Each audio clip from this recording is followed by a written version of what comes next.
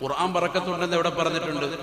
ഖുർആനിൽ തന്നെ ഉണ്ട്. വഹാദാ കിതാബുൻ അൻസൽനാഹു മുബാറകുൻ ഫത്തബിഊ വത്തഖൂ ലഅല്ലകും തുർഹമൂൻ. ഇത് പരിശുദ്ധമായ ഖുർആനാണ്.